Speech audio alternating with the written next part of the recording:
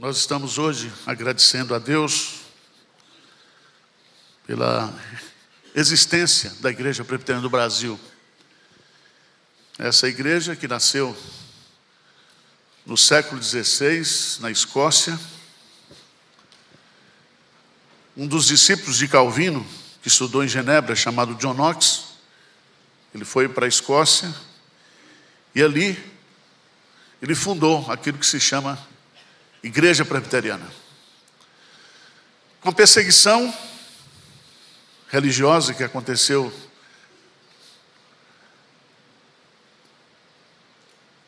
na Inglaterra, na Escócia, um grupo de puritanos migrou para os Estados Unidos. E, pela bondade de Deus, pela providência de Deus, no dia 12 de agosto de 1859, chegou aqui no Brasil um missionário, Ashbel Green Simonton, que foi usado por Deus durante 9 anos para fundar a Igreja Presbiteriana do Brasil. Ele deu a sua vida, a vida da sua esposa, a vida da sua filhinha. Ele morreu com 34 anos de febre amarela. Ele está enterrado aqui no cemitério dos protestantes, aí na Consolação. E pela bondade de Deus e pela providência de Deus, nós estamos aqui. A gente tem que agradecer a vida daqueles irmãos do passado que deram a vida por nós. A Igreja Presbiteriana, ela não pode ser transformada numa seita reformada, como alguns têm tentado hoje. A Igreja Presbiteriana, ela tem a sua identidade, tem os seus símbolos de fé, tem a Bíblia como única regra de fé e prática, mas nós reconhecemos que a Igreja de Cristo não se limita à Igreja Presbiteriana do Brasil. Tá certo? Tem crente aqui, tem crente na Assembleia de Deus, tem crente na Batista, tem crente metodista. E eu quero falar um pouquinho. Abra a sua Bíblia aí. 1 de Pedro, capítulo 5, versos de 1 a 4.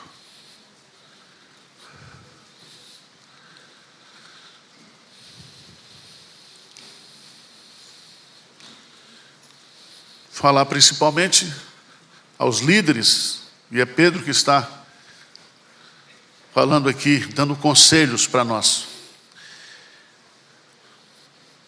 1 Pedro 5, de 1 a 4, diz assim: rogo, pois, aos presbíteros que há entre vós, eu, presbítero como eles, e testemunha dos sofrimentos de Cristo, e ainda coparticipante da glória que há de ser revelada.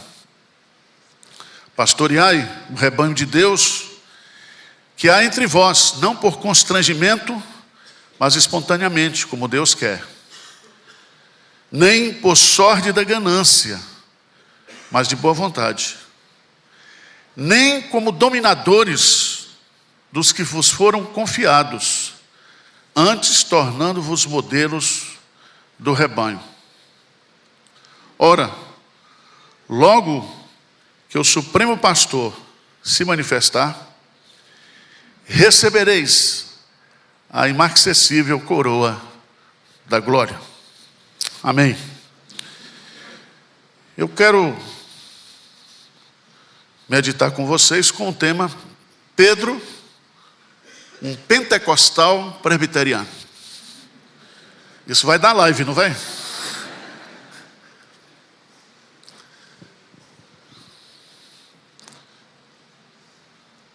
O Isby, no seu comentário de Atos dos Apóstolos, ele diz que Deus usa pessoas chaves. E Pedro foi um homem chave nas mãos de Deus. Em Atos dos Apóstolos, capítulo 2, quando acontece o Pentecostes. É Pedro que é usado por Deus para fazer um sermão a respeito da pessoa e da obra de Jesus Cristo. E naquele dia, quase 3.000 pessoas foram o quê? Batizadas. No capítulo 8 de Atos, quando o evangelho vai a Samaria, através de Filipe, é Pedro que vai lá em Samaria, e ali há um novo Pentecostes com os samaritanos. É no capítulo 10 que Pedro, tendo uma visão, ele é chamado por Deus, ou praticamente intimado, porque foram buscar ele 2 soldados, e ele foi então na casa de Cornélio, e ali pregando o evangelho, falando sobre a pessoa de Jesus Cristo, diz o texto que caiu sobre eles o Espírito Santo. Eu queria que você fosse, por favor, lá em Atos dos Apóstolos, capítulo 11, porque Pedro, ele foi intimado a ir a Jerusalém. Atos dos Apóstolos, capítulo 11. O que aconteceu no capítulo 10 é o Pentecostes na casa de Cornélio, porque o evangelho vai alcançar todas as nações. Havia um grupo de cristãos judaizantes que queriam impor aos gentios que antes de serem crentes eles deveriam se tornar judeus. E aí há um concílio lá em Atos dos Apóstolos, capítulo 15, onde esse assunto foi resolvido. Mas veja aqui em Atos capítulo 11,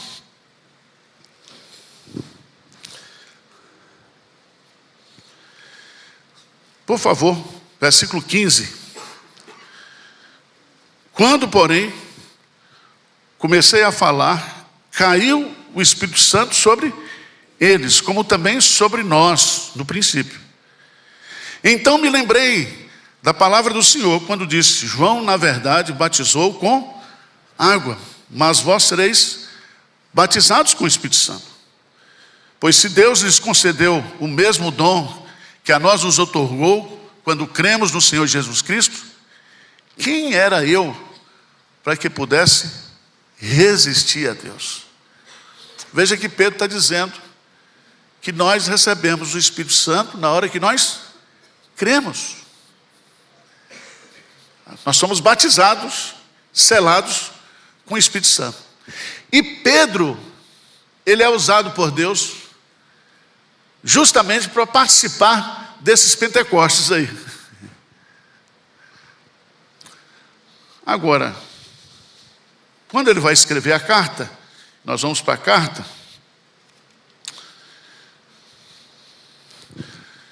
ele diz assim: rogo, pois, aos presbíteros que há entre vós, eu, presbítero, o quê?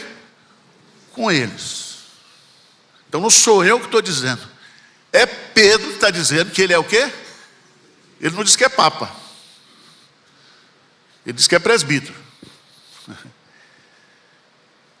E quem sou eu para questionar, né, as escrituras?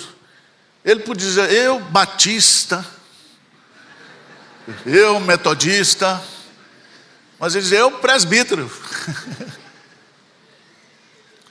E é dessa palavra presbítero que vem o termo presbiteriano.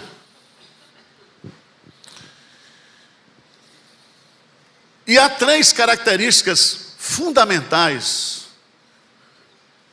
do presbiterianismo. Primeiro, o presbiterianismo se qualifica como uma igreja conciliar. O que significa isso?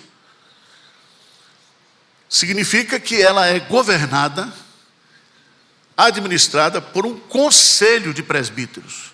Veja que ele se deu os presbíteros, e ele fala sobre presbíteros.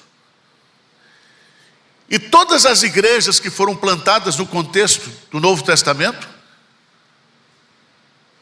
era administrada por presbíteros, não um presbítero. Então é daí que vem essa característica. Ser presbiteriano é ser uma igreja conciliar. Segunda característica. A igreja presbiteriana, além de ser conciliar, ela é confessional. Confessional. A gente crê com o coração e confessa com a boca. A nossa fé, ela tem um conteúdo. Por favor, vá aí no livro de Judas. Judas.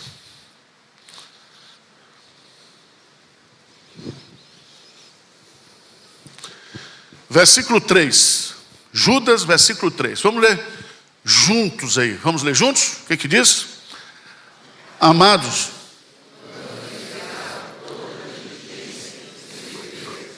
cerca da nossa comum salvação, foi que me senti obrigado a corresponder-me convosco, exortando-os a batalhardes diligentemente pela fé que uma vez por todas.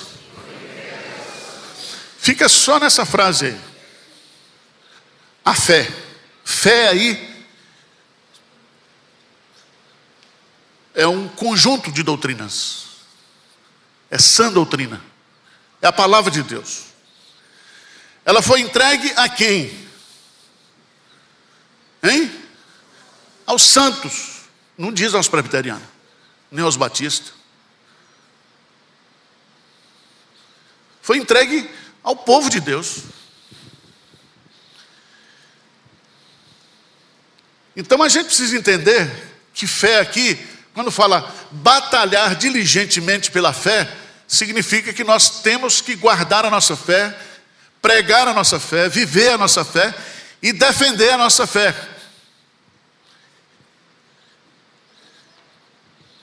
Então veja bem, nós presbiterianos temos a Bíblia, a palavra de Deus, como nossa única regra de fé e prática. Nós nos reunimos em torno da palavra de Deus. Vocês se lembram que sempre aqui, quando eu faço batismo em pública profissão de fé, eu falo que o crente deve respeitar as autoridades enquanto elas permanecerem fiéis à Sagrada Escritura. Então, se a igreja presbiteriana de Pinheiros não prega a palavra, procura outra. Porque a verdadeira igreja de Cristo, ela se reúne em torno da palavra, somente as Escrituras. Amém? Amém. Além de conciliar, além de confessional, a igreja presbiteriana também é uma igreja missionária. Missionária. Nós, irmãos, existimos hoje por causa dos missionários, o quê? Americanos. Eles vieram. E se você for estudar a história de missões, você vai descobrir que uma das marcas da verdadeira igreja de nosso Senhor Jesus Cristo é missões. O nosso sistema de governo, na nossa Constituição, diz que é da competência exclusiva do Conselho da Igreja estabelecer pontos de pregação e congregações. É a igreja local que tem e deve ter esse DNA missionário. Mas vamos para o texto.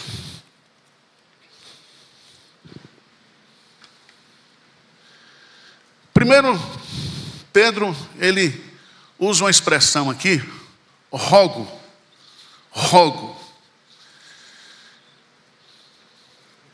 Essa expressão no grego é uma exortação, uma convocação e uma admoestação. E ele está se dirigindo aqui aos líderes. Essa expressão rogo sempre é usada no Novo Testamento para destacar algo de extremo valor. Quer dizer, eu quero dizer para vocês seriamente, o que eu vou falar aqui é coisa séria, é coisa que deve ser considerada. E ele diz assim: rogo, pois, aos presbíteros que há entre vós. Veja que coisa linda, porque os presbíteros está entre, não está acima nem abaixo. Significa que não existe hierarquia eclesiástica. Nós todos somos líderes servos. Eu estou na função de pastor, mas eu tenho responsabilidades, mas não há nenhuma hierarquia espiritual. Os presbíteros, eles estão entre o rebanho, dentro do rebanho. Então esse negócio de celebridade religiosa, pastoral, isso não existe, tá? Ainda que o pessoal queira, né, fazer isso. Ele diz aqui, eu, presbítero. A palavra presbítero no grego significa ancião. E a função de ancião originou-se na época de Moisés. Está lá em Êxodo, capítulo 18, versos 19 a 27. Tal modelo foi adaptado pelos judeus nas sinagogas, no sinédrio, e esse modelo foi adaptado pelos apóstolos na constituição, na administração da igreja.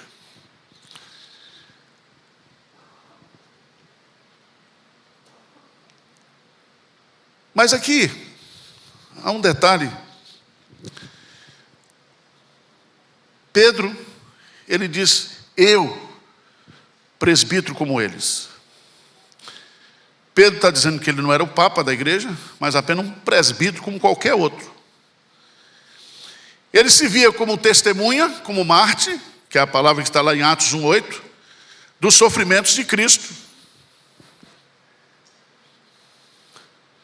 Por isso que eu sempre digo para os presbíteros, né? Tem presbítero que não quer enfrentar problema. Ah, pastor, essa igreja tem muito problema. É assim mesmo. Nós estamos aqui para participar da solucionática. O povo cria os problemas e nós estamos aqui para pastorear. Ah, mas a igreja tem muito problema. Tem problema mesmo. E todo mundo aqui é problemático.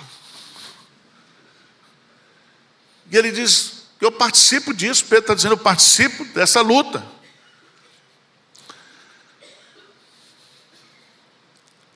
Nós participamos dos sofrimentos, mas futuramente nós participaremos o quê? Da glória que há de ser revelada.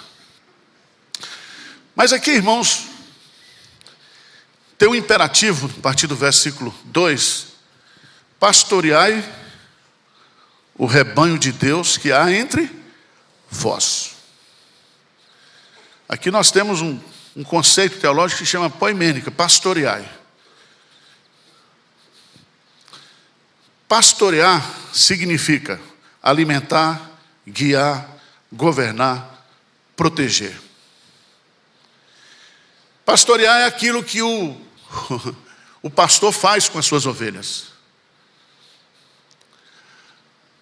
Agora, o rebanho não é nosso, o rebanho é de Deus.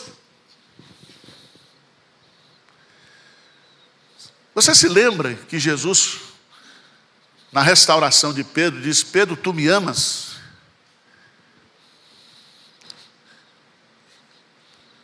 E qual foi a exigência de Jesus? Hein? Apacenta as minhas ovelhas. Então, nenhum presbítero, nenhum pastor é dono de ovelha e dono de igreja. Ainda que uns pensam que são.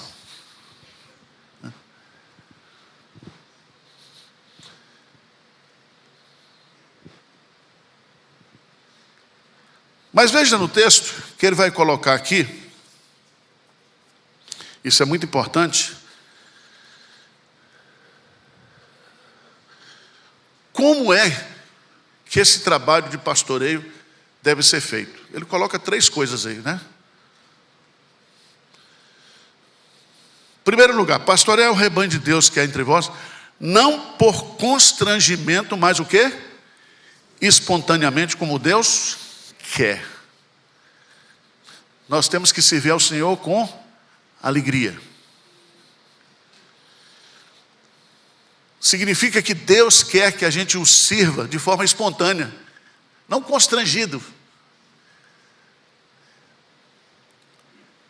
A gente tem que ter prazer naquilo que Deus quer.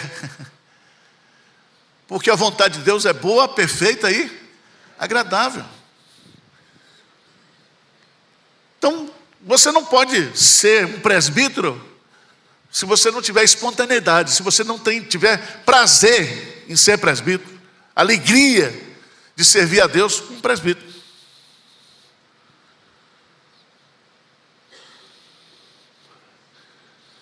Aliás, lá em 1 Timóteo capítulo 3 e Tito capítulo 1, fala dos pré-requisitos. E um dos que tem lá é que o presbítero não pode ser iracundo, irascível. Você conhece presbítero iracundo? E presbítero aqui também é pastor. E a igreja presbiteriana só tem esse ofício de presbítero. Eu sou presbítero docente, eles são presbíteros regentes.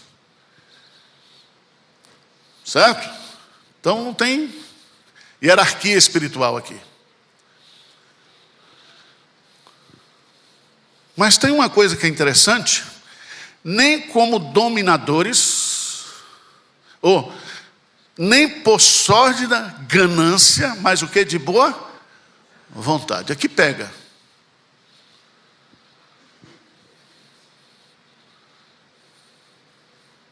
O que seria sórdida ganância?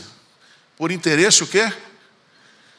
Financeiro, por interesse de te tirar vantagem. E é com muita tristeza que eu vejo hoje isso na Igreja Presbiteriana do Brasil.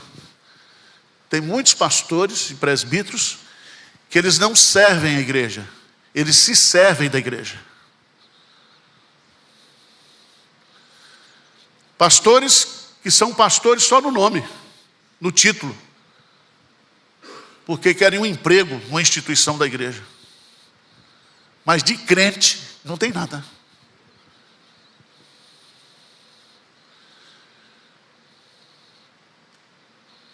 Irmãos, 2 profissões que, se o cara ficar rico, está roubando. Uma é político e outra é pastor.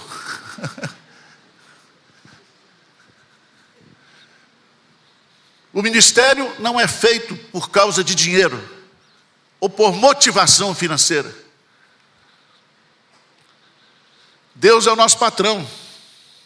Nós cuidamos do rebanho dele e ele cuida de nós. Quem cuida das coisas de Deus, com zelo, recebe o cuidado especial de Deus. Amém? Faça o seu melhor para Deus. Dê o seu melhor para Deus. Irmãos, tem muitos pastores e presbíteros hoje que já perderam o temor a Deus.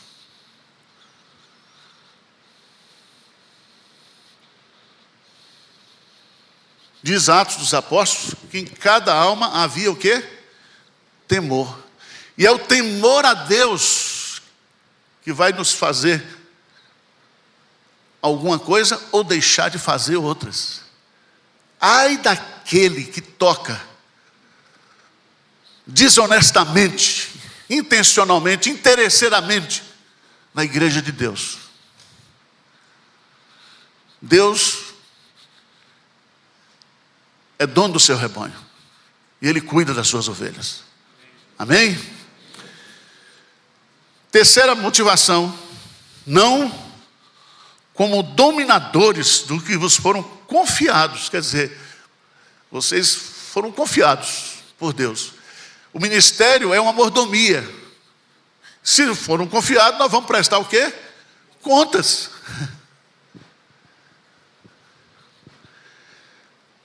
Tornando-vos o quê? Modelos do rebanho. O que é que significa isso? Significa que a autoridade e liderança não se impõe, se conquista. E se conquista não é falando, é vendo.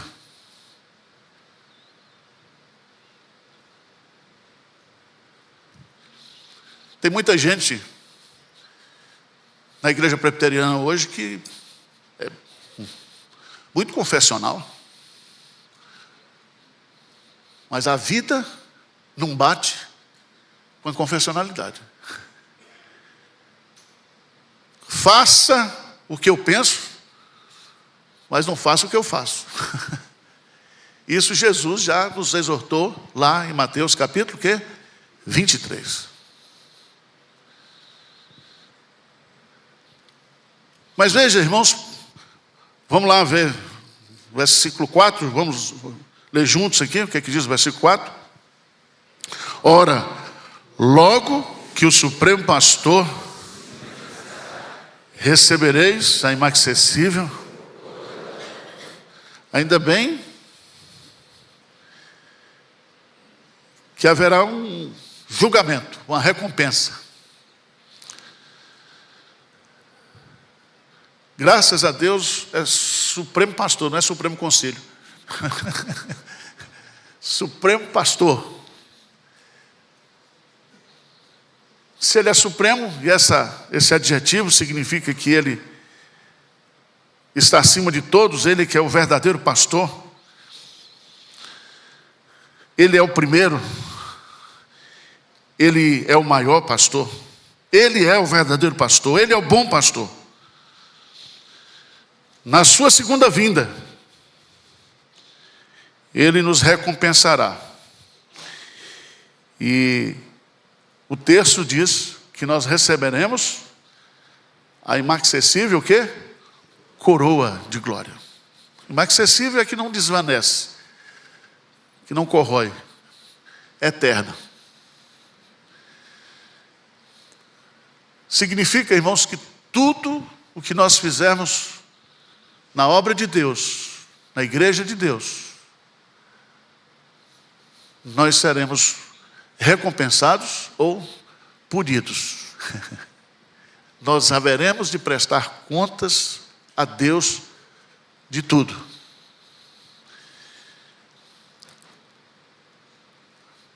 A igreja presbiteriana tem uma história muito bonita. Tem muita gente crente trabalhando. Tem muita gente servindo a Deus com fidelidade, com integridade. Que Deus continue abençoando a igreja presbiteriana do Brasil. Que Deus continue abençoando a liderança da igreja. Que Deus continue abençoando as igrejas locais, nós aqui. Que Ele nos proteja do maligno. E que nós sejamos uma igreja fiel ao Senhor. Amém? Vamos ficar de pé? Vamos cantar.